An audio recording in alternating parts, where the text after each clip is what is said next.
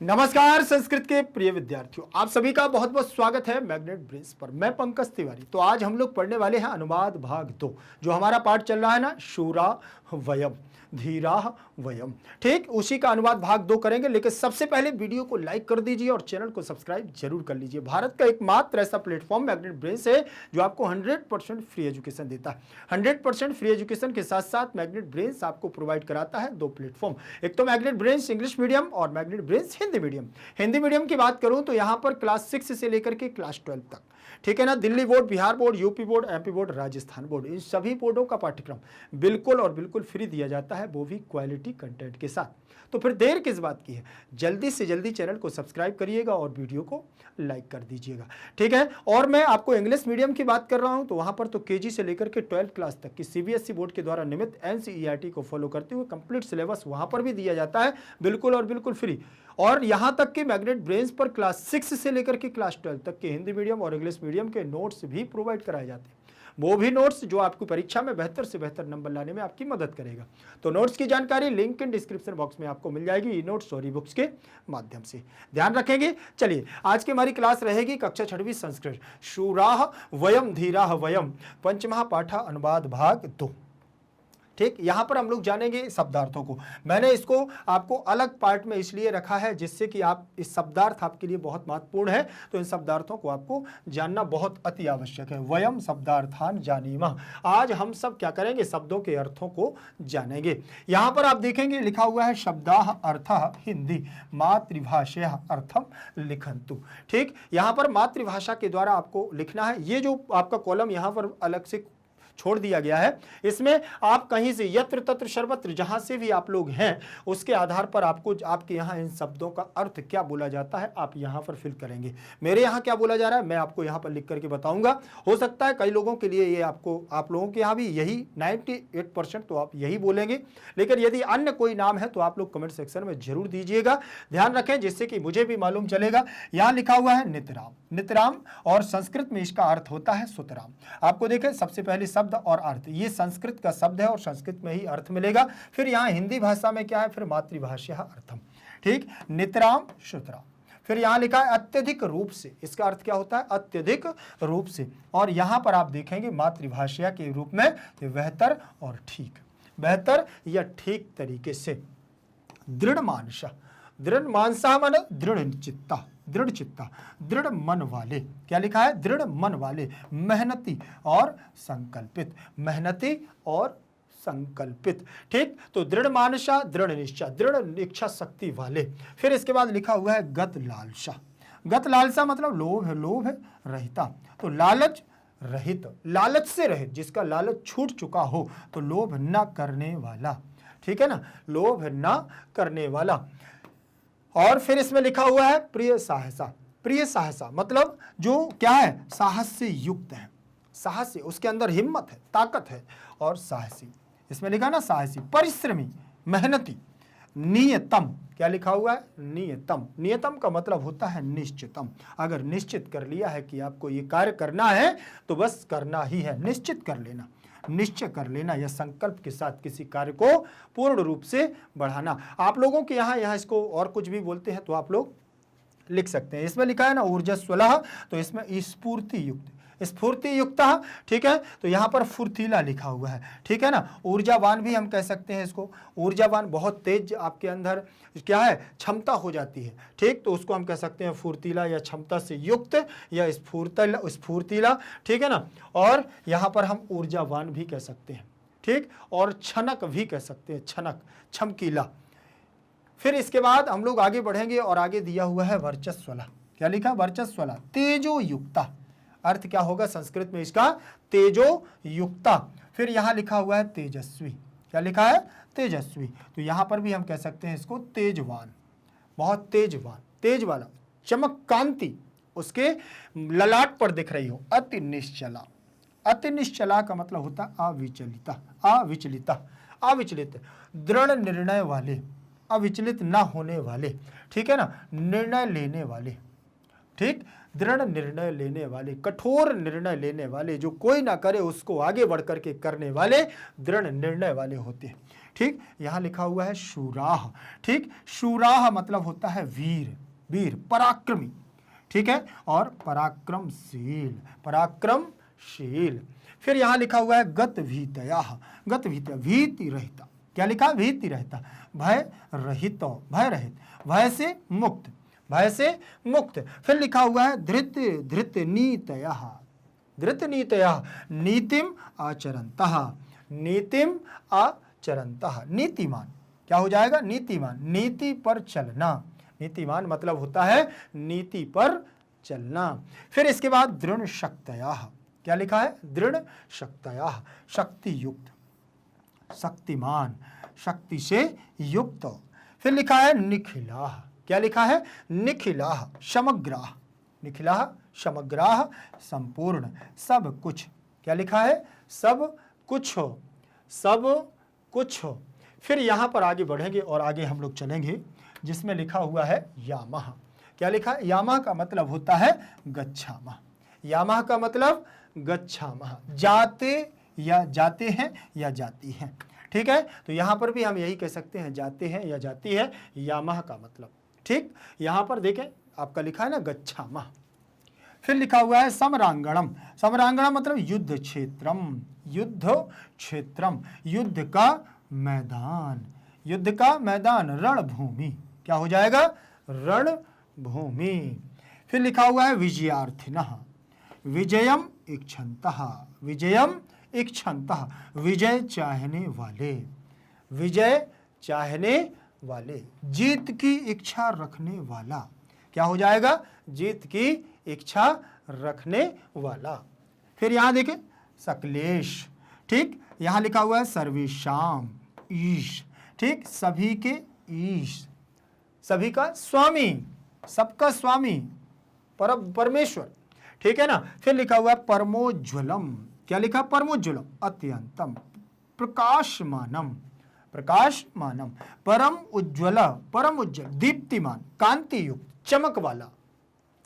यहां देखें नह मतलब आसमान, आसमान दिया हुआ है। फिर यहां देखें हमें या हमें या हम सब, हमें या हम सब। फिर लिखा है देही, देही का मतलब यच्छ, देही का मतलब यच्छ, दीजिए, यच्छ देही, यच्छ देही, दीजिए, ठीक। एक बात ध्यान रख लेना, जो आप लोगों के यहाँ पर अगर इनको और कुछ भी बोला जाता है तो वो आप लोग बता सकते हैं, क्योंकि आप लोगों के यहाँ पर इसको अलग तरीके से भी पेश किया जा सकता है। जैसे किसी के यहाँ पर बिहारी भाषा का प्रयोग किया जाता है, किसी के यहाँ छत्तीसगढ़ी भाषा का प्रयोग किया जाता है, किसी के यहाँ महाराष्ट्री की भाषा का प्रयोग किया जाता है, ठीक है, किसी के यहाँ बुंदेलखंडी भाषा का प्रयोग किया जाता है। तो किस किस के यहाँ पर कौन कौन सी भाषा का प्रयोग किया जाता है वो आपकी मातृभाषा कहलाती है। मातृभाषा क्या होती है, जहाँ पर हम क्षेत्र विशेष की भाषा की बात करते हैं। मातृभाषा ये नहीं कि मम्मी ने मुझको सिखा दी तो वो माता की भाषा मातृभाषा कहलाती है ना। यदि हम मम्मी से, पापा से, भाई से, बहन से, अपने दोस्तों से, क्षेत्र में रहने वाले हम अपने किससे, बंधुजनों से, रिश्तेदारों से, किसी से भी अगर हम कोई बात करते हैं, उनसे जो हम लैंग्वेज सीखते हैं उसको हम मातृभाषा कहते हैं, ठीक है। तो इसमें ऐसा कोई ज़रूरी नहीं है कि जो शब्द हमारे यहाँ पर इसको रणभूमि बोला जा रहा है तो आपके यहाँ पर भी रणभूमि बोला जाता हो, ठीक है ना। यहाँ पर हम कहते हैं युद्ध का मैदान, युद्ध क्षेत्र लिखा तो युद्ध का मैदान भी बोल सकते हैं, रणभूमि भी बोल सकते हैं, ठीक है ना। और यहाँ पर हम ऐसा भी कह सकते हैं युद्ध क्षेत्र भी बोल सकते हैं, कुछ भी हम लोगों के यहाँ बोला जा सकता है, ठीक है। और जैसे आप लोगों ने देखा ना कि कभी कभी हम लोग जब क्रिकेट खेलने जाते हैं तो कहते हैं वो क्रिकेट का मैदान है, वैसे ही जहाँ पर युद्ध क्षेत्र होता है वो युद्ध का मैदान कहलाता है, ठीक है। फिर इसके बाद हम लोग इसको देखेंगे, इसमें हमारा दिया हुआ है ये गीतस्य भावार्थ, क्या दिया हुआ है, गीत का भावार्थ। इसको भी आप लोग ध्यान से देखिएगा, इसमें क्या दिया हुआ है। ये शब्दार्थों को जान लिया, अब गीत के भावार्थ को हम लोग जानेंगे। इसमें लिखा हुआ है वयम सर्वे भारतीयाः शूराः वीराः धैर्यशालिनः च स्मः सर्वे गुणशालिनः बलशालिनः विजेतारः च स्मः वयम् दृढ़ संकल्प युक्ताः लोभ रहिताः साहस युक्ताः च स्मः वयं सर्वे भारतवासिनः उत्तम भावेन जनानां सेवां सर्वेषां शुभ चिंतनं च कुर्मः।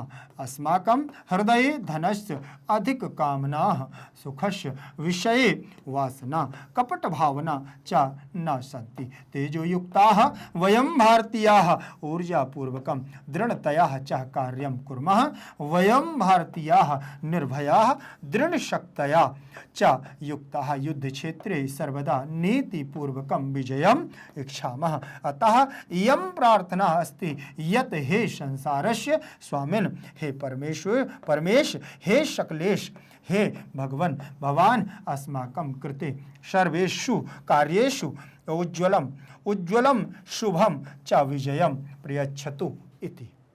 ये इसका आपको भावार्थ देखना है। भावार्थ में इन्होंने क्या दिया हुआ है ध्यान से देखें। यहाँ पर एक बात ध्यान रख लेना है कि ये बहुवचन का पद लगा है, ये भी बहुवचन का पद है, ये भी बहुवचन का, ये बहुवचन, ये बहुवचन, ये बहुवचन का और ये भी बहुवचन का रूप लगा हुआ है। मतलब यहाँ पर एक पर्सन की बात नहीं की जा रही है, हम सबको मिला करके इन सब की बात की जा रही है।